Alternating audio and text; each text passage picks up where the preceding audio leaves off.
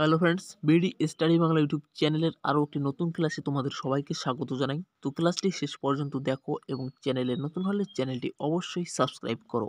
দেখো, প্রথম প্রশ্ন, কে ভারতের জাতীয় গান রচনা করেন? ঠিক আছে, তো ভারতের জাতীয় গান রচনা করেন বঙ্কিমচন্দ্র চট্টোপাধ্যায়। অপশন সি হচ্ছে সঠিক উত্তর। এবং তার সঙ্গে দেখো, ভারতের জাতীয় গান হলো বন্দে মাতরম। সাহিত্যিক বঙ্কিমচন্দ্র চট্টোপাধ্যায়ের আনন্দমঠ উপন্যাসের এই কবিতাটি রবীন্দ্রনাথ ঠাকুর সুর দেন এবং 1896 সালে প্রথম কংগ্রেসের কলকাতা অধিবেশনে এই গান গাওয়া হয়। ঠিক আছে, 1950 সালের 24শে জানুয়ারি বন্দে মাতরমকে জাতীয় গানের সম্মান দেওয়া হয়। তারপর দেখো দ্বিতীয় প্রশ্ন, তেলেঙ্গানা পূর্ণরাজ্য হিসেবে আত্মপ্রকাশ করে কত সালে? তো সঠিক উত্তর হচ্ছে অপশন সি, 2014 সালে। তারপর দেখো, হিন্দু মেলার প্রতিষ্ঠাতা কে? হিন্দু মেলার প্রতিষ্ঠাতা হচ্ছে নবগোপাল মিত্র। অপশন ডি হচ্ছে সঠিক উত্তর। তারপর দেখো 4 নম্বর প্রশ্ন, পেলেগ্রা রোগ হয় কোন ভিটামিনের অভাবে? পেলেগ্রা রোগ হয় ভিটামিন B3-র অভাবে। অপশন বি হচ্ছে সঠিক উত্তর। তারপর দেখো 5 নম্বর প্রশ্ন, শকাব্দের প্রচলন কে শুরু করেন? শকাব্দের প্রচলন শুরু করেন কনিষ্ক। অপশন বি হচ্ছে সঠিক উত্তর, কনিষ্ক।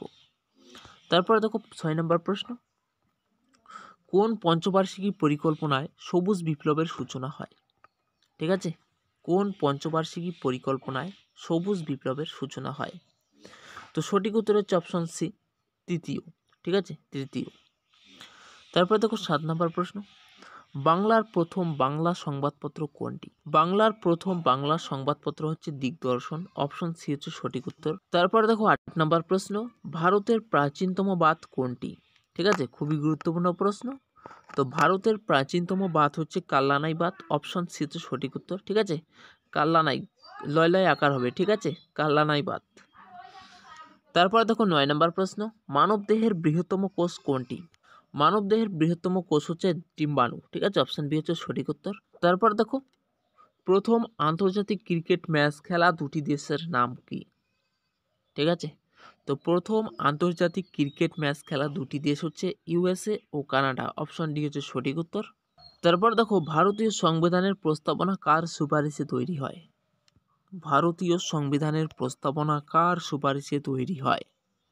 সঠিক উত্তর হচ্ছে option B, Jawaharlal Nehru. Option B. এবং আমাদের সেকেন্ড ইউটিউব চ্যানেলের লিঙ্ক এই ভিডিওর ডেসক্রিপশনে তো আছে, তোমরা যারা সেই চ্যানেলে যুক্ত হতে চাও এখনই যুক্ত হতে পারো। তারপর দেখো 12 নম্বর প্রশ্ন, লোকসভার সদস্য হিসেবে নির্বাচিত হতে গেলে কত বছর বয়স্ক হতে হয়? তো সঠিক উত্তর হচ্ছে অপশন সি, 25 বছর। Option C. তারপর দেখো, মোহাম্মদ বিন তুগলকের রাজধানী কোথায় ছিল?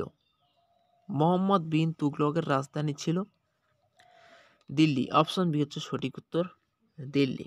ঠিক আছে। তারপর দেখো, আর্যরা ভারতে প্রথম কোথায় বসতি গড়ে তোলে? আর্যরা ভারতে প্রথম বসতি গড়ে তোলে সপ্তসিন্ধু অঞ্চলে। অপশন ডি হচ্ছে সঠিক উত্তর। তারপরে দেখো, যখন একটি গ্যাসকে হঠাৎ সংকুচিত করা হয় তখন তার তাপমাত্রা কি হয়? তো সঠিক উত্তর হচ্ছে অপশন এ, বৃদ্ধি পায়। Option A. তারপর দেখো 16 নম্বর প্রশ্ন, নিম্নলিখিত কোন অঞ্চলটি ভূমিকম্প প্রবণ? ঠিক আছে, তো ভূমিকম্প প্রবণ অঞ্চল হচ্ছে নবীন ভঙ্গিল পর্বত। অপশন ডি হচ্ছে সঠিক উত্তর। তারপর দেখো, পুলিৎজার পুরস্কার জয়ী প্রথম ভারতীয় কে?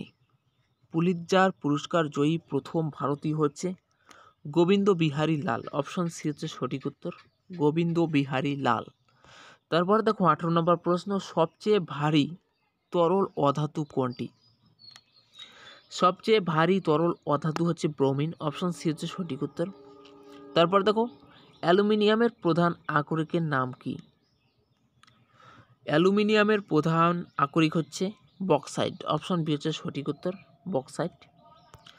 তারপর দেখো, হাইড্রোজেন সালফাইড এর গন্ধ কী রকম? হাইড্রোজেন সালফাইড এর গন্ধ কী রকম?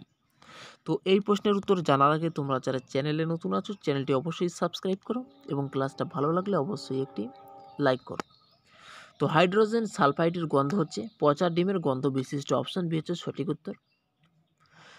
এবং আমাদের সেকেন্ড ইউটিউব চ্যানেলের লিঙ্ক এই ভিডিওর ডেসক্রিপশনে দেওয়া আছে, সেখান থেকে তোমরা সেই চ্যানেলে যুক্ত হতে পারো। তো আজকের ক্লাস এই পর্যন্ত, দেখা হচ্ছে পরের এক নতুন ক্লাসে। ততক্ষণের জন্য ভালো থাকবেন, সুস্থ থাকবেন, ধন্যবাদ।